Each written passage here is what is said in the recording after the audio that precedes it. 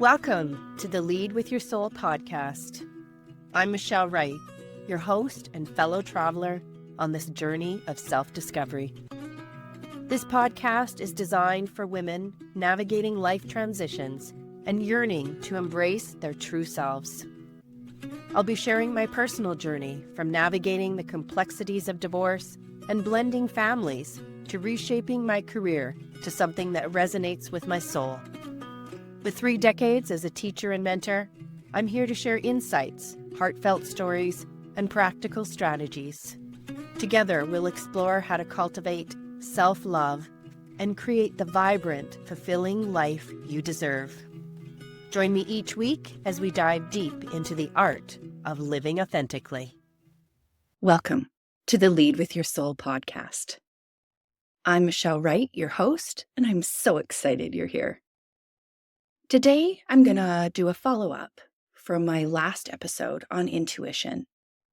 And this is the story of how I used intuition to help me make some main career shifts in my life.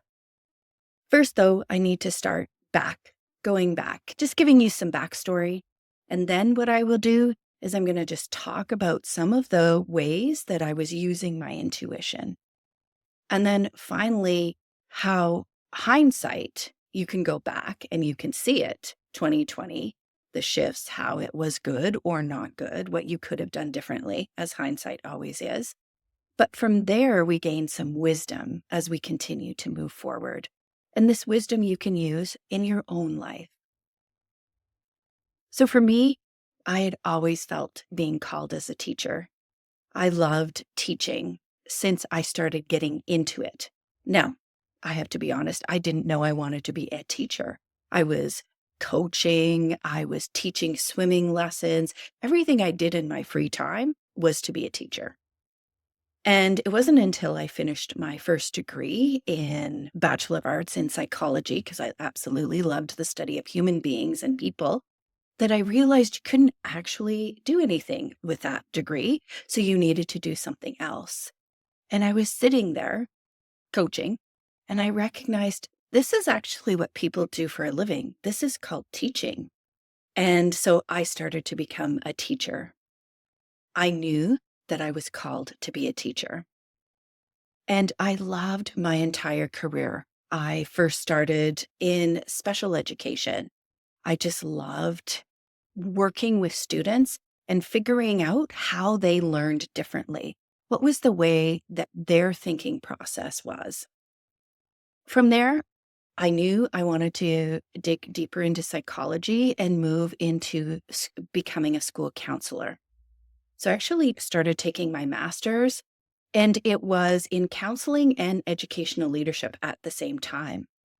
So here I find myself being called, actually not so much into counseling. Everything I took in counseling, I continued to use in my career, working with people as a teacher, as you would with your teachers, with your students, with your parents, everyone. It was the educational leadership that I really started to fall in love with. And it just easily flowed for me. I started that journey. I became an assistant principal, then I became a vice principal, and it just continued to flow, one calling after the other. And anytime it didn't flow, it was for a really good reason. And I could see that. It was like, oh, actually, I wasn't meant to go there. And I could see it after the fact, not having, once again, any of this intuition language, any of this connecting. So it would flow quite easily for me, moving from one position to the next. And it's from there that actually I started becoming 20 years later, 22 years later, a division principal and looking at myself in divisional leadership and really feeling called to that. I loved the creative and strategic planning. I could just see the plans unfold in my mind. And I just loved that and was called to that. The rub for me was always the political aspect. And there is a political aspect at those levels. So I would navigate that with as much integrity as I could. Then 2017, I start my journey into oracle cards and tarot cards. And it really shifts how I'm starting to, as I'm continuing to learn, it shifts how I'm interacting with my own intuition, listening with myself and the divine, that clear line, grounding into the earth and grounding into the stars and finding where I am. Now, I have moments in my life where I'm listening with my soul and I'm pulling cards and I'm trying to figure out what's going on. I'm learning about astrology. I'm using many different spiritual tools in my personal life. My professional life is continuing to move along in a wonderful way.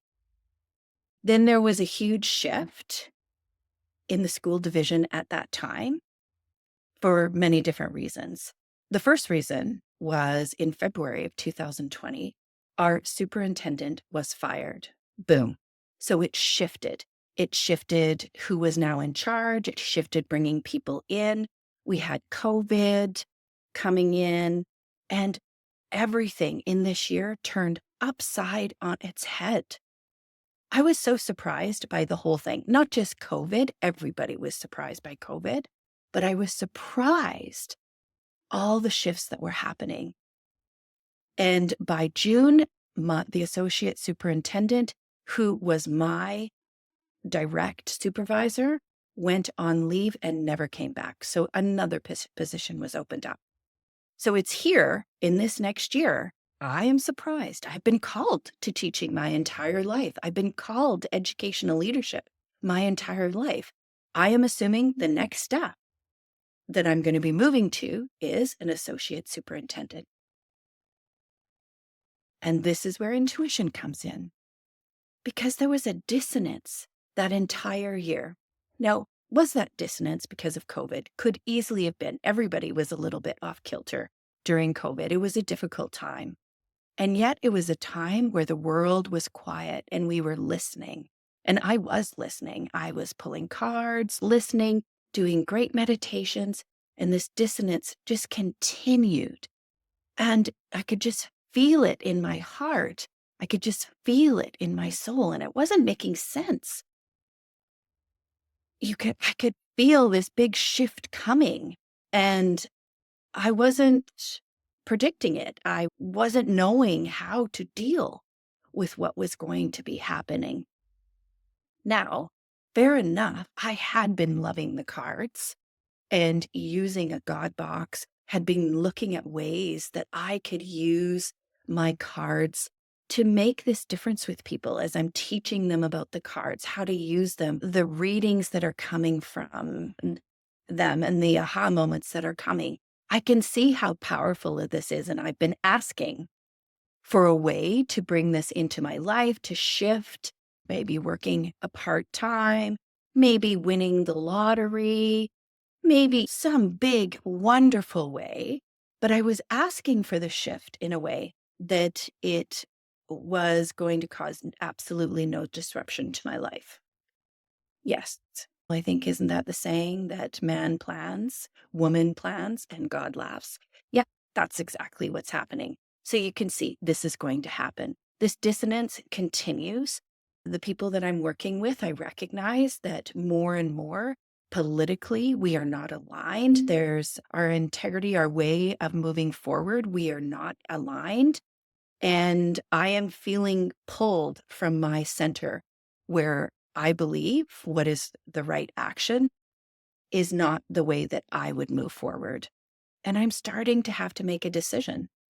Is this where I want to be? How am I going to deal with this? This is the golden ring that for 26, 27 years I've been working towards. This golden ring. This is it. It's that ladder that we naturally climb up, that we are taught to climb up. And now all of a sudden I'm going, it isn't what I wanted. It's not the same thing. We've had these huge, big shifts that just happened, this big change, I always think it's taking the dice in a cup and they just shifted and changed. And it wasn't the same. And I was having a hard time because I had it set in my mind about what I was going to do. yes, I had put forward, I love doing card readings. I love moving forward. I love working with people. I love coaching people. I love teaching. This is what I love doing. But I saw them somewhat aligned. I did not see them as two separate journeys, but it was looking like it was going to be that. My husband would describe that he was really worried at me that time because the dissonance, I would get up so upset every morning. I'm not sure if you use crystals in your life to help you, to help with different situations. At one point, I was having 10 different crystals in my bra. And you can imagine, thank goodness they were just small ones. But just finding a way to deal with this difficulty, and I say dissonance because it's almost that, that sound that just drives you nuts, that it's, I know something is going to happen. I know something has to go. I know something has to shift. So I'm trying crystals in the bra. I'm doing meditations. I'm doing everything. And meanwhile, for my husband and I, one of the practices we had was we would get up and we would have coffee together and just sit there and chat and talk about different things. And he can hear how upset I'm getting. He can hear the difficulties and how it's moving on. And he's starting to get worried. And he's saying things like, Michelle, I'm worried. I'm worried for your health because to continue in this way will not be good for your health. You need to think about some things. And then once again, we have some other big events that happen. So one of the first things that happens is that my stepchildren's grandmother, she passes suddenly. She was ill, but we didn't think that she was going to pass at that time. She was still walking around, doing different things. It was a sudden death. And on the day of her internment, I have a meeting with my divisional team.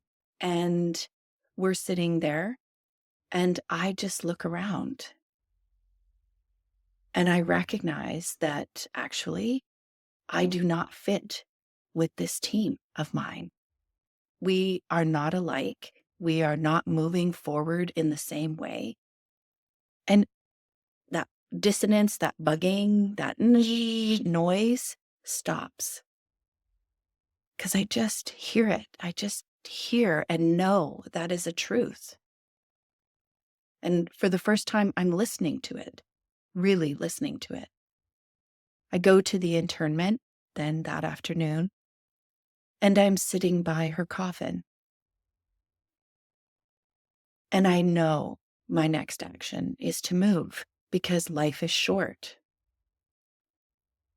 Everything up until this point in my life, I, without knowing it, was probably following the whispers of my soul. I was following my intuition. I was moving because I didn't have this dissonance. And whenever I didn't, I would make shifts. This was a big shift.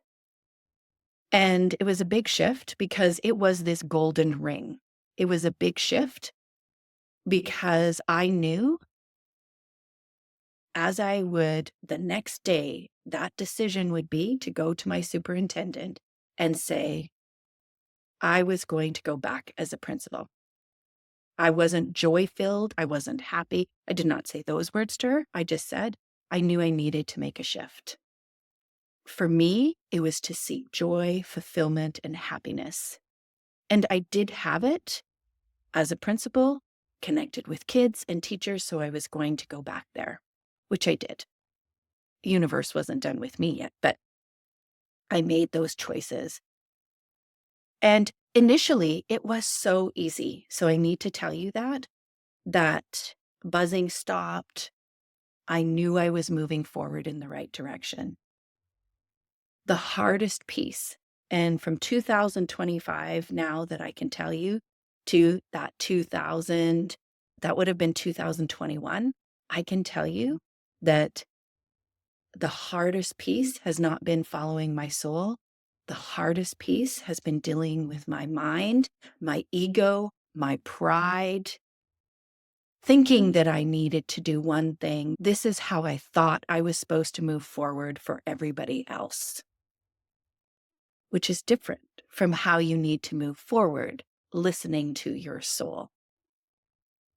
As I look back now, it's easy in hindsight to see it. So I was a principal for a year. I was a principal with my grandchildren. It was an amazing year of my life. I absolutely loved it. I loved going back, working with the children. I loved going back, working with the teachers. I really enjoyed it. And I did just see how much joy was there. But I wasn't done the shifting. And actually, the shift was to retire from teaching for different reasons. And I started working with my husband. So that was that next shift. I did that shift once again through intuition, looking for signs, pulling cards.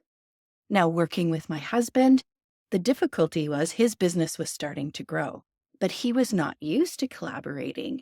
And I come in and we're starting to collaborate. It's essential that this happened, hindsight 2020, because he was starting to collaborate with me, starting to shift with this growing business, because we were about to sell this business in a year and a half. It's just amazing when I look back at it, how each step that we followed, it had a purpose. It had a way moving forward. But each step was difficult. So in the hindsight, I can see it. But when I go back to each and every moment, it was hard. I knew it was the right way forward. And it's that dissonance.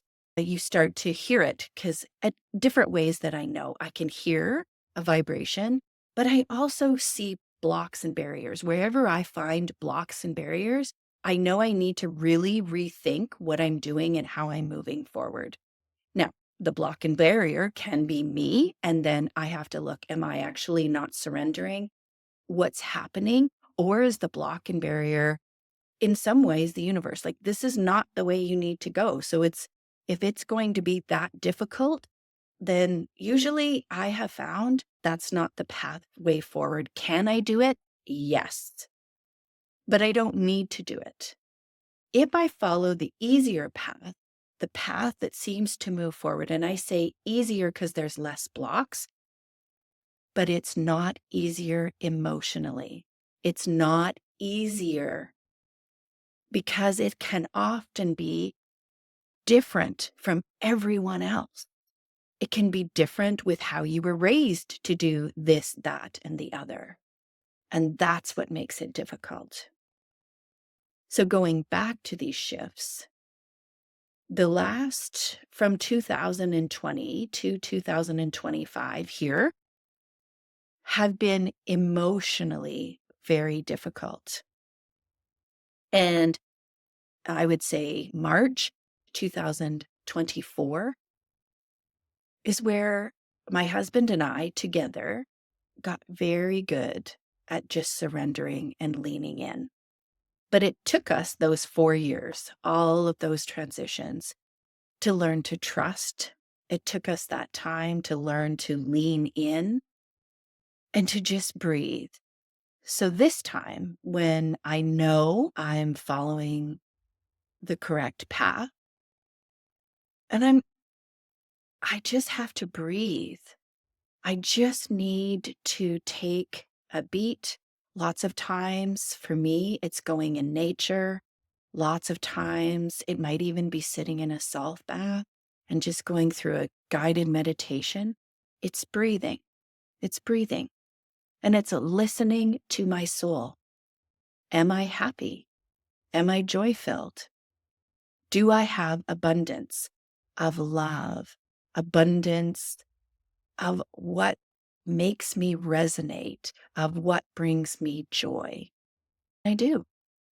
I think the biggest thing and difficulty for me is the shift, because I did have that calling as an educational leader. I did have that for 27 years. I did.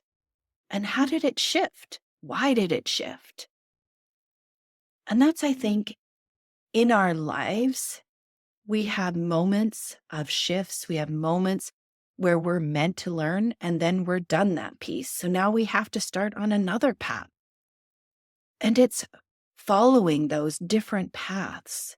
And they're not always one after the other. They're not always sequential, and they're not always right beside each other. So what am I doing now? Here I am.